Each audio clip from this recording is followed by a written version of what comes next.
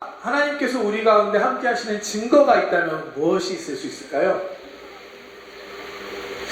어제 토요일 날 우리 리더들과 모임 때 제가 똑같은 질문을 우리 리더들한테 했었습니다. 지금과 똑같은 정적이 그때도 흘렀습니다. 하나님 우리와 함께 하시는 증거, 한 자매가 평안이라는 대답을 했습니다. 하나님 우리와 함께 하시기 때문에 우리가 평안할 수 있습니다.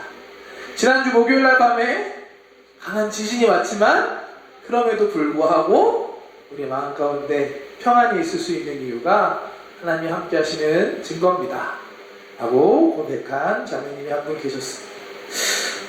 평안뿐만이 아니라 구체적으로 우리 삶에 때로는 하나님께서 정말 도와주실 때가 있고 하나님의 도우심이 진짜로 경험되어질 때가 있습니다.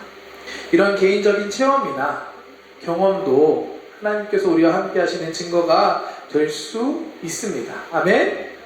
그런 증거가, 그런 경험이 더 많아지는 우리 토모니 청년부 되시길 축복합니다. 근데 가장 기본적이고 가장 중요한 증거가 있는데 그것은 바로 이 성경 말씀입니다. 아멘.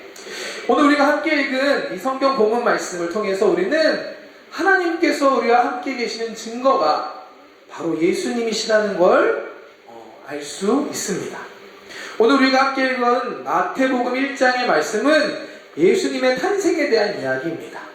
예수님의 어머니 마리아가 처녀의 몸으로 성령으로 예수님을 임신했을 때 그 마리아의 약혼자였던 요셉은 그 마리아를 조용히 헤어지려고, 왜냐하면 자기 아들이 아니니까 부정한 여인이지만 착한 요셉이었기 때문에 조용히 헤어지려고 했습니다. 그때 천사가 꿈에 나타나서 요셉에게 가르쳐준 말씀이 오늘 말씀입니다.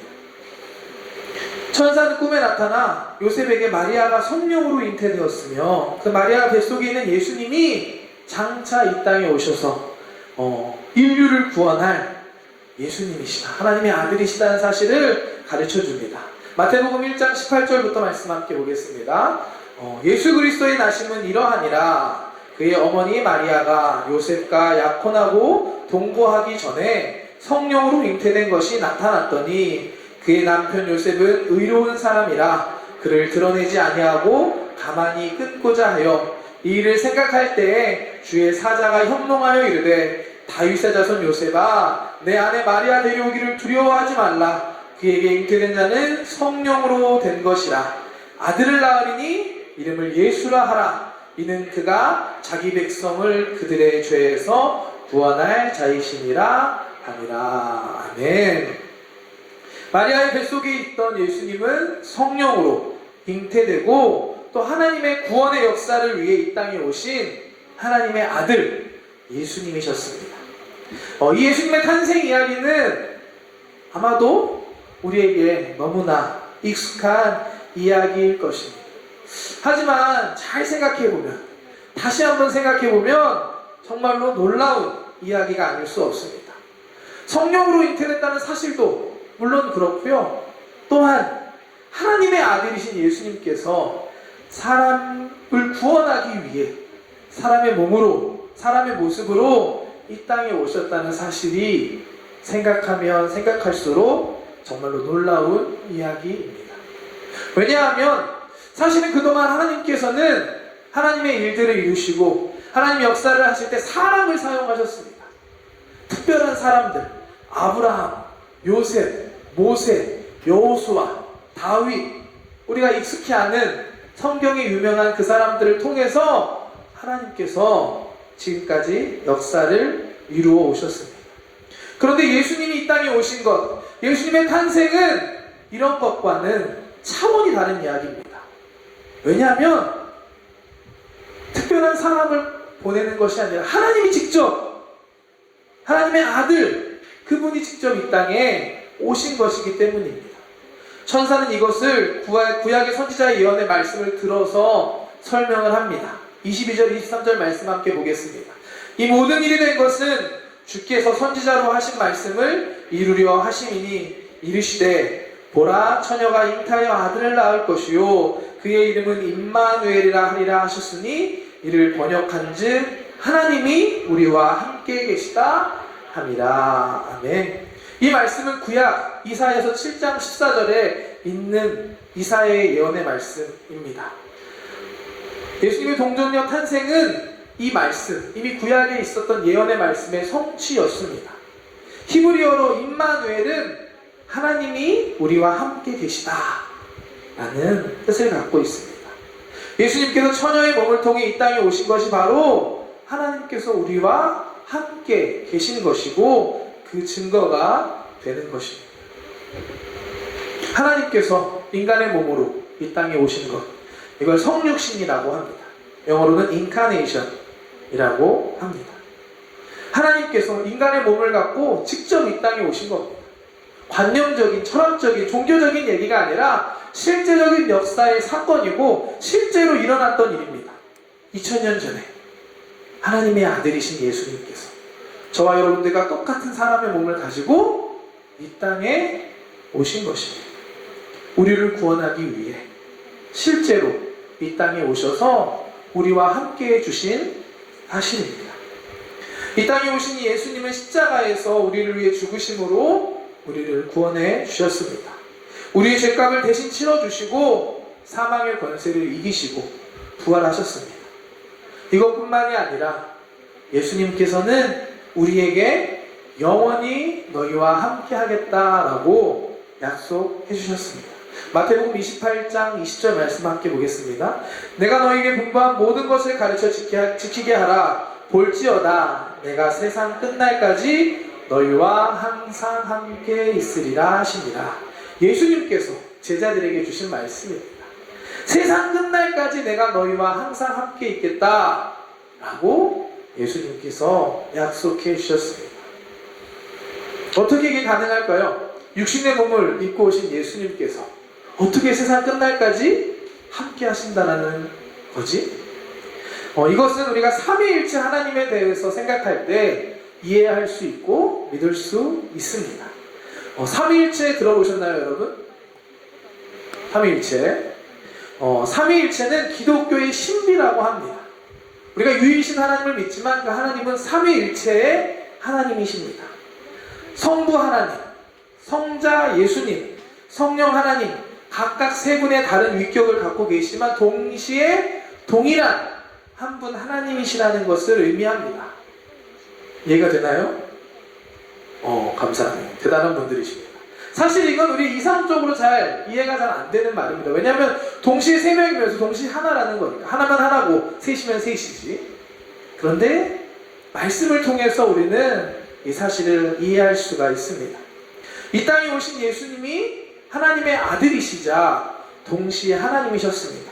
그렇기 때문에 오늘 우리가 본 말씀에 예수님의 탄생을 가지고 하나님이 너희와 함께 하신 것이다 라고 성경은 우리에게 말하고 있습니다. 아멘. 또한 오순절 마가 다락방에 임한 성령님이 예수님이 약속하신 다른 보혜사이시면서 동시에 하나님이십니다. 그렇기 때문에 영원히 우리와 함께 하신다고 하신 그 예수님의 말씀은 성령님의 임재를 통해서 이루어지고 있는 것입니다. 우리가 이 하나님, 삼위일체 하나님을 인정하고 믿을 때 영원히 우리와 함께 하신다고 하신 예수님의 이 약속의 말씀이 이해되고 믿을 수 있습니다.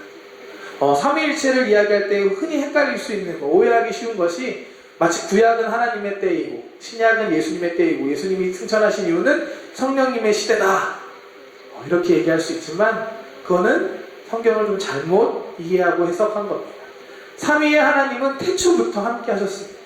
창조 때부터 함께 하셨고 구약에도 성령님께서 역사하셨고 지금 이 순간에도 예수님께서는 사라지신 게 아니라 승천하셔서 하늘 보좌 우편에 앉아 계시고 언젠가 때가 되면 다시 오신다 라고 약속하셨습니다. 이 삼위일체 하나님을 제대로 이해하고 믿을 수 있는 우리 청년들 되시기를 축복합니다. 결론적으로 말해서 하나님께서 우리와 함께 계시다는 겁니다. 예수님의 탄생을 통해 이 땅에 오셨던 하나님께서 성령님으로 지금 이 시간 예배하는 저와 여러분들과 함께하고 계십니다. 아멘.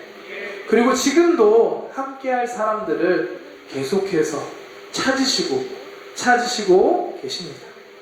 예수님의 탄생을 통해 우리가 알 수 있는 것은 하나님께서 우리와 함께 하신다는 것뿐만 아니라 하나님께서 우리를 찾아오신다는 사실을 또한 우리는 알 수 있습니다. 우리가 하나님을 찾기 위해 하나님을 찾아 나아가는 것이 아니라 하나님께서 저와 여러분들을 구원하기 위해 이 땅에 오신 것입니다. 예수님께서는 2000년 전에 우리를 위해 이 땅에 찾아오셨습니다. 우리를 구원하기 위해 먼저 직접 우리를 찾아오신 것입니다. 요한복음 4장의 말씀을 보면 예수님과 사마리아 여인의 만남의 이야기가 있습니다. 우연인 듯 보이는 장면이지만 말씀을 잘 생각해 보면 예수님께서 이 여인을 만나기 위해, 이 여인을 위해 그곳을 찾아가셨다는 것을 우리는 알 수 있습니다. 다시 말씀 보여주실래요? 요한복음 4장 3절과 4절 말씀입니다. 유대를 떠나사 다시 갈릴리로 가실새 사마리아를 통과하여야 하겠는지라. 아멘. 사실 유대에서 갈릴리로 가는 가장 짧은 길은 사마리아를 통과하는 길이 맞습니다. 유대에서 갈릴리아 그 사이에 사마리아가 있었기 때문에 뚫고 가는 게 제일 빠른 길은 사실입니다. 하지만 유대인들은 그 길을 가지 않았습니다. 사마리아 사람들이 혼혈인이었기 때문입니다. 이방인들과 피가 섞인 사람들이었습니다. 유대인들에게는 이런 사람들은 부정한 사람들이었고, 이 사람들과 함께하고 그 사람들이 사는 곳을 지나가는 것만으로도 자신들도 동일하게 부정하게 된다고 믿었습니다. 그렇기 때문에 원래 유대인들은 이 사마리아 사람들과 교류하지도 않았고 그 사마리아 사람들이 사는 곳에 들어가지도 않았습니다. 사마리아 사람들도 마찬가지입니다. 유대인들이 자신들의 땅에 오는 것을 좋아하지 않았습니다. 누가복음 9장 말씀 보면 예수님께서 예루살렘으로 가시려고 하는데 사마리아 마을을 지나가려고 하자 거기서 예수님을 맞고 결국 예수님이 다른 길로 돌아가시는 이야기도 기록되어 있습니다. 그런데 오늘 말씀 보면 예수님께서 말씀하십니다. 사마리아를 통과하여야 하겠는지라. 왜 예수님께서는 사마리아를 통과하셔야만 하셨을까요? 예수님께서는 그 길을 가시다가 한 마을의 우물가에 앉아서 쉬십니다. 그때 때마침 그곳에 한 여인이 물을 기르러 찾아옵니다. 그 여인은 아무도 우물물을 기르지 않는 한낮에 우물물을 기르던 여인이었습니다. 남편이 5명이나 있었다고 성경은 기록합니다. 남편이 5명이 있어서 뭐요? 한번 생각해 볼까요? 우리 청년부 안에서 남자친구가 5명 있는 자매님이 있다. 특별한 자매님이시죠? 아마 사람들이 뒤에서 많은 이야기들을 할 것입니다. 그렇기 때문에 이 여인은 사람들을 피해서 아무도 없는 그 시간 우물가로 나왔습니다. 예수님께서는 그 여인을 기다리고 계셨고 그 여인을 만나주셨고 대화를 통해 이 여인을 회복시켜 주십니다. 사람을 피하던 이 여인은 예수님을 만나고 난 뒤에 180도 변화가 됩니다. 사람들을 찾아가기 시작하고 자기가 만난 예수님을 전하기 시작합니다. 그리고 그 여인을 통해 그 마을의 사마리아 사람들이 모두 예수님을 만나고 믿게 되는 역사가 일어납니다. 이 모든 것이 하나님의 뜻이었고 예수님께서는 그것을 이루기 위해 사마리아에 그 여인을 찾아가셨던 것입니다. 요한복음 4장 34절 이후에 예수님의 말씀입니다. 예수께서 이르시되 나의 양식은 나를 보내신 이의 뜻을 행하며 그의 일을 온전히 이루는 이것이니라. 이것이 바로 그 여인을 만나는 일이었습니다. 오늘 설교를 준비하면서 이 말씀을 여러분들과 함께 나누려고 했을 때 함께 나누고 싶은 찬양이 한 곡 있었습니다. 나는 사마리아 여인에게 발을 건다. 제가 방금 전했던 설교의 내용과 같은 고백으로 만들어진 곡입니다. 듣는 건 쉽고 좋았는데 부르려니 생각보다 어려웠지만 가사를 통해 은혜 받는 여러분 되시기를 축복합니다. 예수님께서는 지금도 오늘 이 순간에도 여러분들을 찾고 계십니다. 오늘 이 시간 사마리아의 여인과 같이 갈급한 그런 마음으로 이 자리에 계신 분들이 계십니까? 오늘 이 시간 예수님께서 여러분들을 찾으시고 만나주실 줄 믿습니다. 이렇게 찬양합니다. 내가 사마리아에 가는 이유는 그곳에 울고 있었던 내가 있어서 햇볕이 따갑고 그늘도 없는 낮에 나는 기다렸단다. 내가 내게 오기를 아무도 찾지 않는 낮에 우물가에 어젯밤 울다 잠든 내가 내게로 온다. 아무도 찾지 않는 낮에 우물가에 이제껏 삶에 지친 내가 내게로 온다. 나는 사마리아 여인에게 말을 건다. 기쁨의 차 말을 건다. 하늘 보자 내려놓고 여기에 왔다고. 넌 내게 다시 이리 재촉한다. 그 물을 내게 달라 한다. 넌 이미 보았다. 그 물이 여기에 바로 내 안에 있어. 오늘 예배하는 이 시간이 우리를 찾으시는 예수님 만나는 시간 되시기를 축복합니다.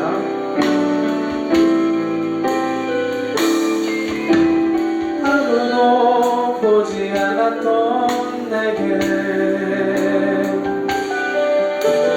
아무도 오지 않았던 내게 누구도 찾지 않았던 내게 내가 지금 간다. 나는 사마리아 여인에게 말을 건다. 기쁨의 차 말을 건다.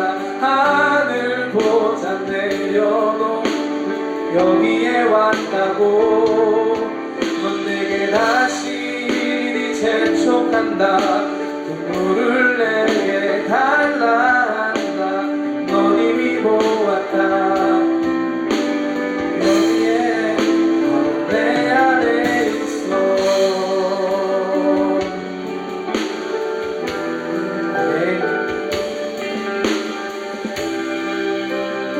예수님께서는 지금도 우리를 찾아오신 줄 믿습니다. 지금도 우리와 함께하고 계십니다. 오늘 이 예배하는 시간이 매주마다 예배하는 이 자리가 그 예수님을 만나는 자리가 되시기를 축복합니다. 여러분, 처음 예수님을 만났던 때가 언제이십니까? 저는 중학교 2학년 겨울 수련회였습니다. 그 당시 저에게 참 힘든 시기였습니다. 집안에도 어려운 일이 있었고 부모님들도 갈등하고 경제적으로도 힘들고 제가 할 수 있는 건 아무것도 없었던 그때 하나님께서 저를 찾아주셨고 저를 만나주셨습니다. 그 만남이 시작이 되어서 지금 제가 이렇게 여러분 앞에서 하나님의 말씀을 전하고 있습니다. 예수님께서는 2000년 전에 이미 우리를 구원하기 위해 이 땅에 오셨습니다. 십자가에서 우리를 위해 대신 죽으시고 우리를 구원하시고 또 영원히 너희와 함께 있겠다라고 우리에게 약속해 주셨습니다. 지금도 약속하신 그 성령님께서 이 예배 가운데 여러분 가운데 함께 하십니다. 지금도 여러분들의 마음의 문을 두드리고 계십니다. 누구든지 마음의 문을 열면 내가 그 안에 들어가 그와 더불어 먹고 그는 나와 더불어 먹을 것이다 라고 예수님께서 말씀하셨습니다. 여러분들의 마음을 열어드리는 우리 청년들 되시길 축복합니다. 매일매일 살아가는 그 시간에 예수님을 의식하며 예수님과 함께 할 수 있는 저와 여러분들 되시기를 축복합니다. 오늘 오전에 있었던 일입니다. 오늘 오전에 제가 핸드폰에 갑자기 찌릿하며 봤는데, 여러분들 아마 아실 텐데 핸드폰에 그 사용량 평균을 갑자기 알려줄 때가 있습니다. 지난 주간 제가 핸드폰을 통해서 인터넷, 유튜브나 이런 부분들을 본 시간을 이렇게 알려주는데 깜짝 놀랐습니다. 하루 평균 사용 시간이 8시간이더라고요. 자는 시간 빼면 거의 반 정도를 내가 핸드폰을 켜고 있다라는 생각을 해보니까, 제가 핸드폰을 통해서 음악을 듣고 다른 일을 할 때도 틀어놓으니까 그런 것이라고 위로를 해보지만, 솔직히 많은 부분을 제가 그 시간을 썼다는 생각이 들었습니다. 그걸 보면서 참 내가 어떤 것에 영향받고 살아가고 있는가 라는 생각을 다시 해볼 수 있는 시간이었습니다. 여러분들과 함께 다시 한번 결단하는 이 시간 됐으면 좋겠습니다. 예수님께서는 이미 여러분들과 함께 하십니다. 우리가 인식하지 못하고 우리의 마음의 문을 열어드리지 못하는 것이 문제지, 이미 예수님께서는 우리와 함께 하십니다. 오늘부터 시작하는 삶 가운데 그 예수님을 우리의 삶 가운데 더욱더 모셔드리고 예수님과 함께 사는 우리 청년들 되시기를 축복합니다. 마태복음 말씀을 보면 많은 사람들이 예수님을 만났습니다. 예수님을 만남을 통해 병고침도 일어나고 놀라운 기적들이 일어났습니다. 또한 많은 사람들이 예수님을 만남을 통해 새로운 인생을 살게 되었습니다. 이와 같은 축복이 저와 여러분들에게 있으시기를 주님의 이름으로 축복합니다. 기도하겠습니다. 하나님 감사합니다. 오늘도 함께 예배하며 주님 이곳에 모일 수 있게 하심에 감사합니다.